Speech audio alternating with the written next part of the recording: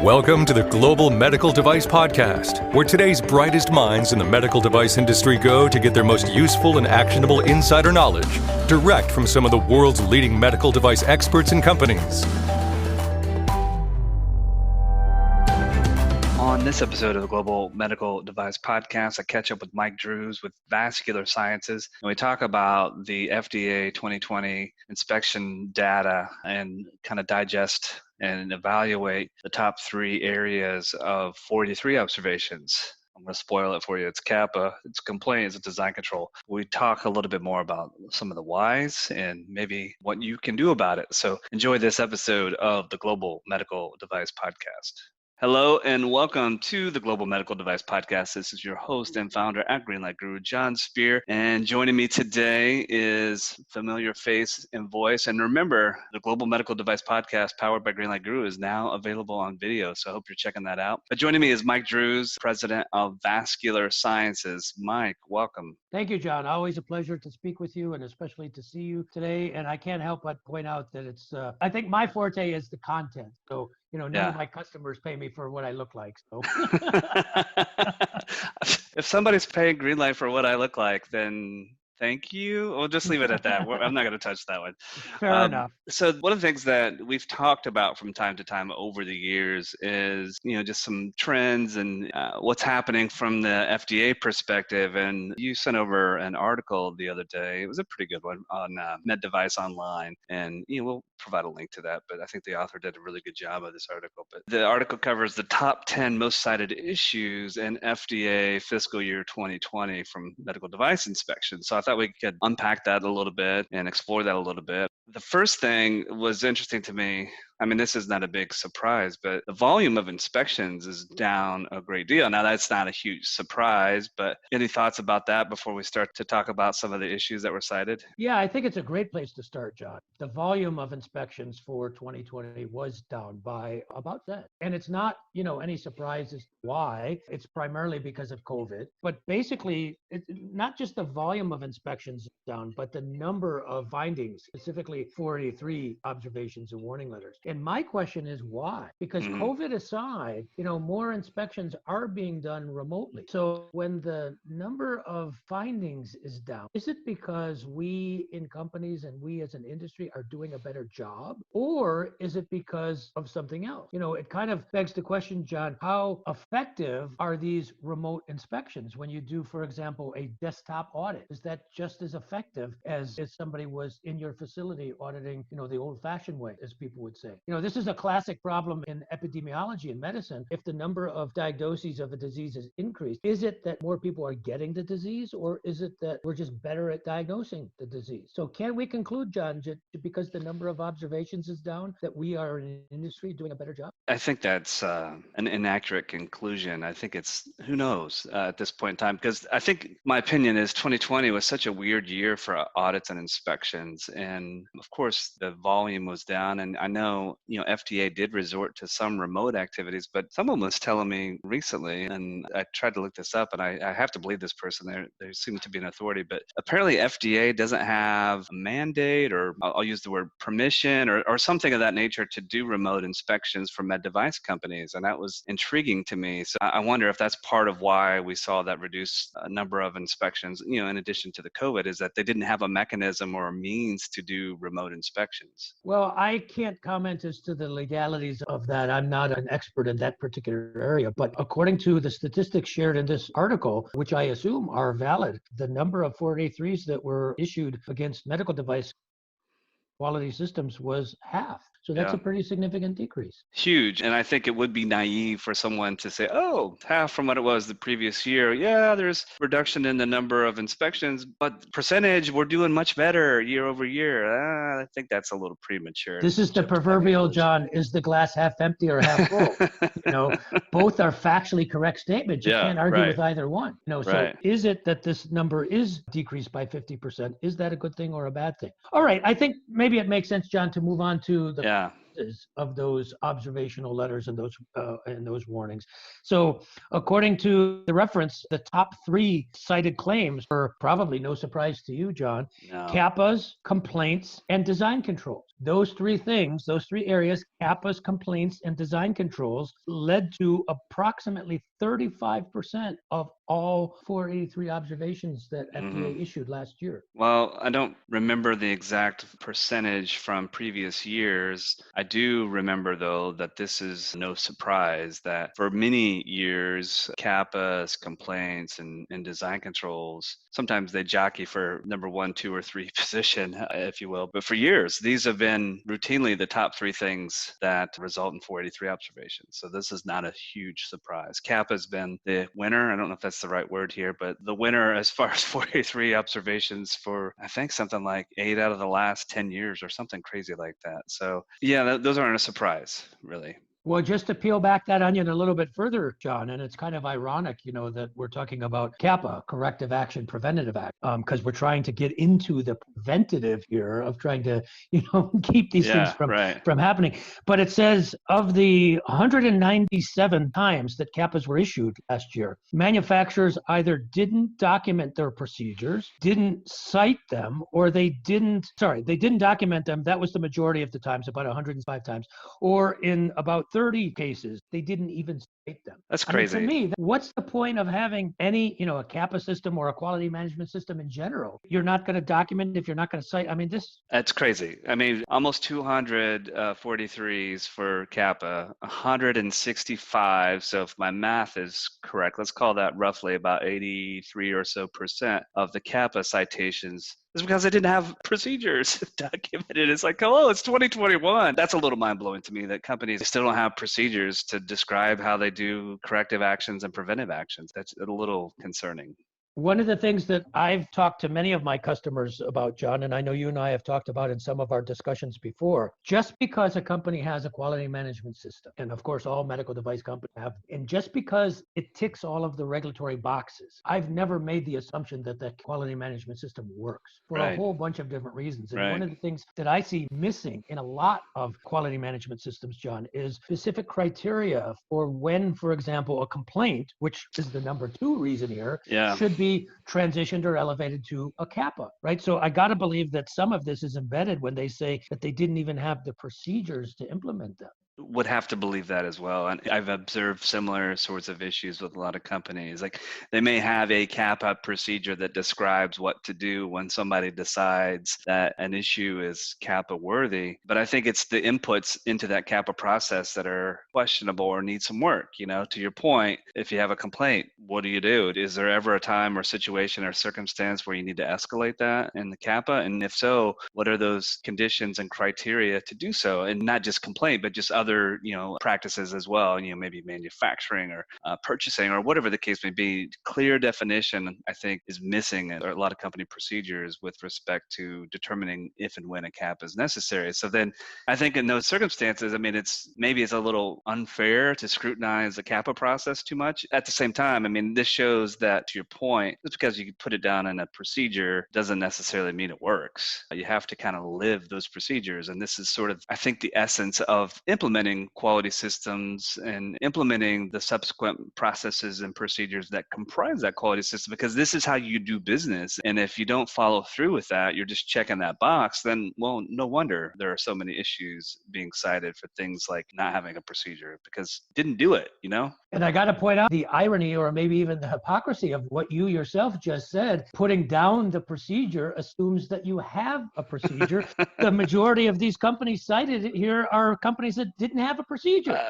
So if they don't have a procedure, how could they put it down? Yeah, I don't. I mean, I want this to sound tongue-in-cheek, and I don't want this to sound like a prescription to folks that are in that situation. But Mike, it is so easy to find procedures these days for a couple $100. We're not even talking about evaluating or debating whether or not it's the appropriate procedure, whether or not it's an effective procedure, because I'll be the first to admit that just because you have a procedure doesn't mean that it's effective. effective, that it works. Just like I said a moment ago with the quality management system, just because you have one doesn't mean that it works. But here we're talking about companies that don't even have a procedure. Yeah, that's just, like I said a moment ago, it's 2021. There's no excuse. I mean, if you're a medical device company today and you don't know the need to define your processes and procedures on things like CAPA complaints and all the other elements that are defined with, pretty well defined within 21 CFR Part 820. I know there's a few other subparts too, but these have been around for, well, 25 years, right? So give or take. This is not new stuff. It's not Definitely new stuff. not new. And as I think you and I have talked about before, John, and these are all things, by the way, that I advise my customers of, even though I don't market myself as a mock auditor or, somebody that writes quality management systems. And with all due respect, John, there's not enough money on earth that some company could give me to write a QMS for them. That's when I refer them to people like you. But what I do is I will evaluate companies' QMSs to make suggestions, not just how to make sure that it's compliant in a regulatory sense, but compliant, in the real world sense. But one of the things that bothers me about this whole CAPA system is we call it a CAPA, a corrective action, preventative action, which means we're putting the emphasis on correcting problems as opposed to preventing problems. With all due respect, I think that's back-asswards. I think totally we should agree. be calling these a PACA, a preventative action, corrective action. The emphasis should be on preventing a problem from happening, not correcting a problem once it did happen. Obviously, both things are important, but I think the emphasis should be on preventing rather than correcting. For Do sure. you agree, John? For sure. I mean, and still this baffles me a little bit too, because you and I have talked about that very thing many times before. And I know that's been the subject of plenty of content and webinars that Greenlight and Vascular Sciences and many, many others who are in this space for a long, long time. And it sort of begs the question. I mean, if you look at this, clearly we as an industry, we're still struggling to understand PACA or CAPA or however way you want to say it, but we're struggling to understand that. We're struggling to understand complaints and how to properly handle those, for sure. And I'm not naive. I know these things are somewhat complicated. And, having worked with a lot of different companies in my career, I know there's varying interpretations of these things, right? Like some people they reserve like a CAPA for like a super special circumstance because, in my opinion, the wrong mindset when they think about these things, quality management system elements, they're looking at that as bad news thing. Oh, we got a CAPA, that's a bad news thing. Or, oh, we got a complaint, that's a bad news thing. And now don't mishear me. It's neither good nor bad necessarily. It's input, it's data, it's information about something that's working or not working as well as it should with respect to your process, your product, et cetera, et cetera. But the whole point is to learn from it, to gather this information, to properly investigate it, determine ideally a root cause or root causes, and then take the necessary actions to prevent that from being an issue again. Now, I know it's way easier for me just to say that.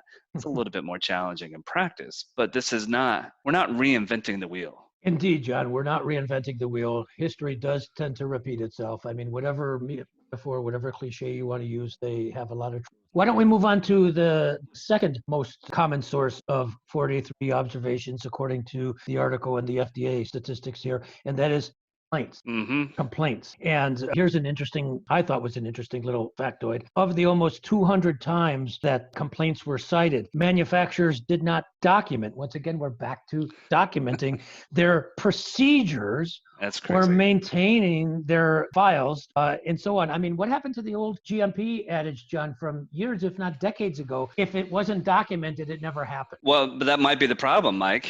Maybe a little bit of a contrarian here, but maybe folks are thinking, oh, if we didn't document this thing, then it didn't really happen. And I hate to think that. I mean, I know a lot of medical device professionals, and I think, generally speaking, folks in this industry want to understand how to make the products as safe and effective as possible. But it is, I feel like a broken record from the CAPA portion of our conversation. Well, this is basic blocking and tackling. This is just basic stuff here. Well, just to illustrate to our audience that it's not just a matter of semantics. It's not just a matter of filling out forms, as you and I have talked about many times before, dotting I's and crossing T's. Let's throw a little more gasoline on this proverbial fire, John. Okay. 139 times there were complaints of medical device failures that were not even investigated. Now, to be fair, I don't know what the nature of these failures were. I would assume that if the failure was never investigated, that nobody else does either. That's the purpose of having an investigation, right? That's one problem. Another problem that they cite in the article here did not contain required information 8 times. Complaints weren't investigated or lacked rationale for not conducting an investigation. If a company decides that for whatever reason a is not worth investigating, and I'll be the first to admit, John, the frustrations that I have with FDA, this idea that all complaints have to be investigated equally. To me, that makes absolutely no sense. Agreed. It's like in medicine, we use the triage system. So if somebody goes to the emergency room and they're having a heart attack, they're going to get treated, we hope, much quicker than somebody that gets a splinter in their finger. So a device that has a little cosmetic defect, maybe a scratch in the or an abnormal coloration, to the housing of the device. With all due respect, as a professional biomedical engineer, I could care less. That's not the kind of complaint that I worry about, right? But if you have something that can definitely impact the safety, the efficacy, performance of the product, that is something that not just biomedical engineers and regulatory professionals should care about, something that everybody should care about. And Absolutely. Yet, according to these FDA statistics, John, they were not documented. In some cases, they were not even investigated. Yeah. How do we explain that? I don't have an explanation for it because, to your point, not every complaint requires some level of investigation. To your point, they don't all require the same depth and detail and level of investigation, but they all require something. And I believe, or my interpretation of the regulations is, if we have I'll say a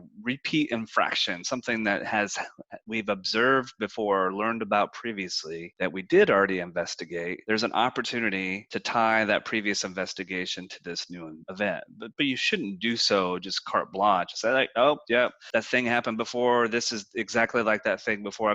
You want to have some confidence, I think, to do that. But that is a level of investigation. To echo what you're saying, our job as medical device professionals is to make sure the products that we design, develop, manufacture, sell, and so on and so forth, they're as safe and effective as they possibly can be. And so I have a responsibility, certainly to the patients, to do an investigation when I learn about something, hey, I've been there. I understand. It's easy sometimes to throw your hands up, say, we tried.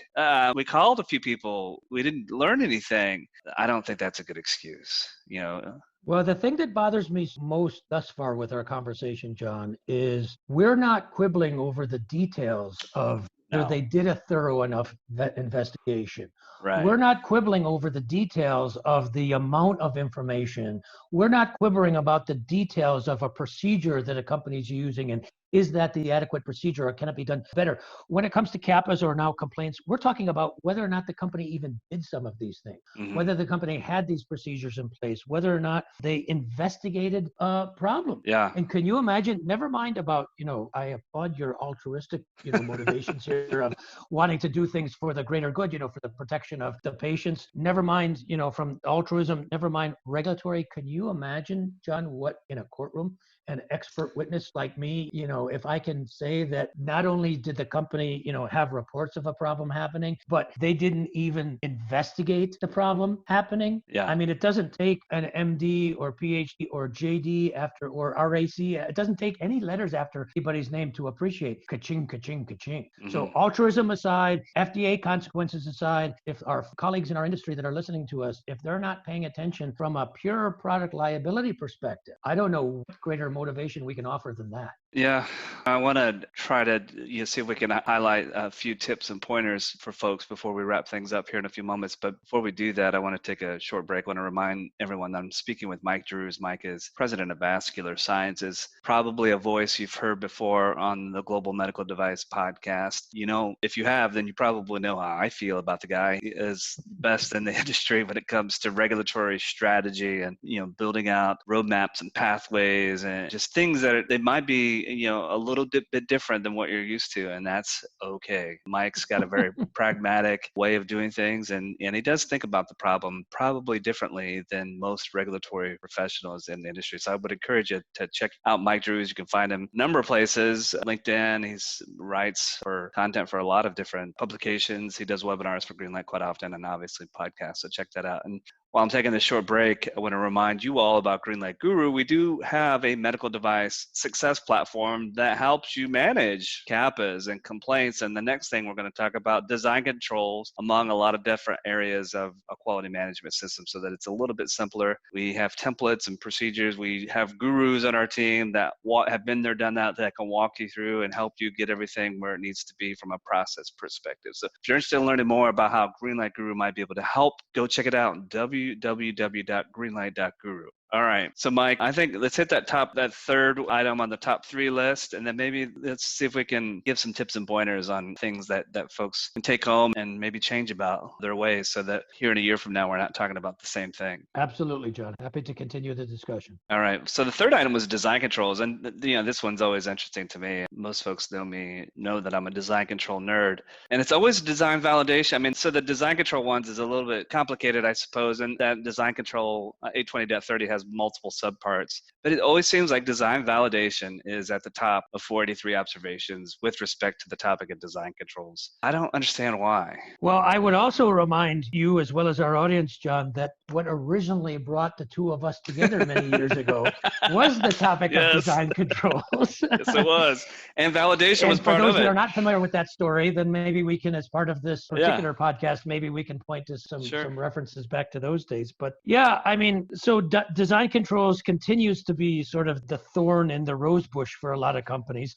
Let's get into the weeds a tiny bit more on this. You mentioned validation. Validation, apparently the part of the design controls that leads to the most number of 483s, and specifically observations ranged from not having procedures, once again, back to the same basics root cause, not having procedures, to not performing or documenting a risk analysis, not having software validations, or not using production equivalent device in the validation studies. Yeah. To me, as I've said many times before in our conversations, John, to me, design controls is nothing more than a synonym. It's substantially equivalent, if you will, to prudent engineering. Yeah. Take just, for example, the last example. Shouldn't it be common sense that if part of your final verification and validation of your device, whether it's packaging, sterility, stability, shelf life, whatever it is, that you would use production equivalent devices as part of your final validation study? Isn't that common sense? Mike, it seems to be, because let's remind folks, hopefully this is repeat information for everybody listening, but design validation is demonstrating that you've designed the correct product, that it actually works in point of use. This is the whole reason you enter into design and development to begin with, is there's a need, clinical need of some sort. You go through the whole design and development process, and design validation is one of those final steps in that process to demonstrate that the damn thing works the way it's supposed to with the actual user and the actual clinician. Well, it seems like that is common sense. Like, if we're trying to prove that the product works, shouldn't I prove that the product that I've built is what I'm going to continue to manufacture? And one way to do that is, well, why don't I manufacture those products in that environment and use those units to do this as well? It just seems basic to me, and it's frustrating that we're struggling with the basics as an industry. Well, it does seem basic to me as well, John. It's not just as a regulatory professional, but as a professional biomedical engineer.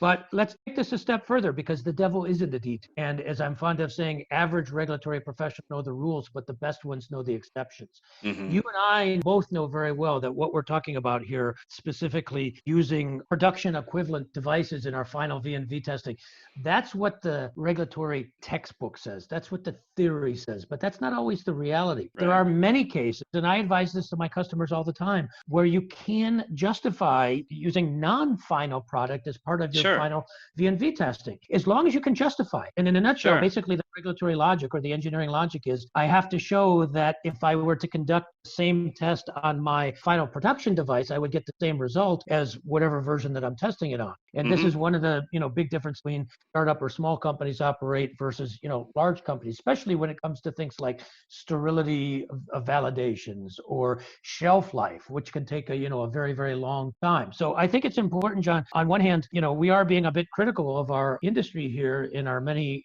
colleagues and friends working in this industry, but on the other hand, I don't think we should overgeneralize. There are exceptions to all of these rules, and it's very different going by the regulatory textbook, the theory, versus the everyday reality. Does that make sense, John? Maybe you have a different way that you look at it. Yes, it does make sense. And, I think that is a key point because a lot of times what happens when you're still in development, I mean, you may be making highly dependent on your type of product. I get that. But the volume generally of what you want to produce during development is substantially less than the volume, usually orders of magnitude less of what you're going to do in full scale production. And so I get, you may not want to have full scale production to address your design verification and design validation activity. I understand that. You need to be able to show that provenance, so to speak, I guess. And every time you iterate or make a change or refine your process or maybe increase the volume, the manufacturing volume, and so on and so forth, there's numerous things along the way that you have a responsibility to demonstrate that change, whatever it might be, did not impact your previous results, that it's still a good product and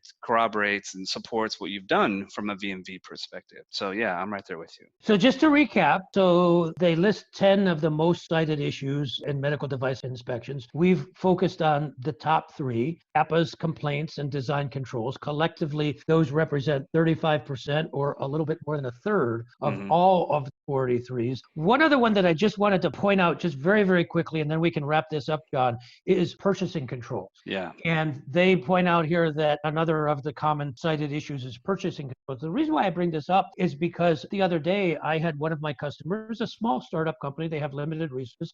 They're in the process of building their quality management. They don't have the time or the resources to build an entire QMS. And they asked me, is it appropriate for them to not worry about purchasing controls right now and, cross that bridge later on? And I said, well, and you might appreciate this example, John, well, you can do that, but here's the dilemma. Purchasing controls, which, a lot of people think is just, a bunch of what, that was the root cause to the single largest medical device class action lawsuit in the history of our industry, and that is the whole gynecological mesh fiasco, right? Purchasing control. Yeah. So my point is, it's easy to kind of dismiss something like, oh, who cares? Purchasing control is no big deal.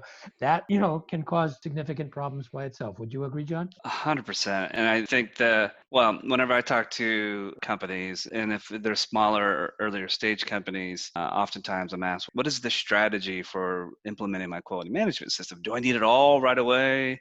Or can I do it in phases? And my response generally is you can do this in phases. It's like, great. What are the first things that I should focus on? What's in that first phase? Well, it is design control. It is risk management. It is document management and records management. And it's supplier management, because chances are, especially if you're a small startup, you're probably going to be relying on third-party resources, whether they be design firms or contract manufacturers or testing houses or whatever the case may be. So it's pragmatic to get that house in order from the jump, because you're going to be reliant on suppliers. And I think that's been the evolution of our industry for decades now, is, the brick and mortar businesses, they still exist, but more and more they're outsourcing different aspects of their business to third-party resources. So absolutely, totally agree. And I would just remind you, John, because you and I have done a lot of podcasts over many different topics over the years, but one of them in particular I remember was, I think, the one that you may have just been referring to. Yeah. And that is the one that you and I did last year on what I would call triaging your quality management system. And it's interesting that, as I listened to you identify what you thought were the top 3 or 4 areas of the quality management that you should start with, I think I gave different ones. Yeah. But I think if you combine yours and mine together, it comprises the top 10 issues. There you go. There you go. So listen, to wrap this up, John, I don't want this to be just a bitching and moaning and groaning session about, how bad people are doing. If we were to end this on a final positive note, what would be the one piece of advice that you would like people to walk away from discussion today? Tell us what you think yours is, and then I have one to share. Yeah, sure. In the article, it goes on to do some summaries of the 5 takeaways. So I'm going to steal the obvious one. I think this says, of 1,191 times the top 10 clauses were cited, the lack of procedures accounted for 67% of them, or 803 of the 1,191 items. So seems to me that the most obvious thing is make sure you have a procedure, and not just have a procedure to check a box. Make sure you follow that procedure. Make sure people understand how to apply that procedure. Make sure they know where it is. Make sure the folks that are on the job know which things are important to them from a process and a procedural standpoint. Maybe that seems too obvious, but that would be the first piece of advice, because it's clearly a problem. Well, it might sound obvious, John, but it is clearly a problem, because the statistics statistics you just shared, bear that out. The most common reason is lack of procedures or documented procedures and so on. So I think that's very sage advice, John. May I share my Sure, absolutely. last piece of advice? And I'm going to put my sort of unique, Mike Drues kind of a spin on this. All right. As a regulatory consultant, we don't need more regulation. We've already got, tons and tons of that. What we need is people understanding the intent of the reg. And here is a perfect example. So why don't companies, let's say a company this past year did not get a 483 from the FDA, but what they should do is they should take a look at this article that you and I have been talking about. Agreed. And they should start a CAPA based on that. And they should say, okay, here are a list. Sorry, you mean a PACA because they're being preventive. Oh,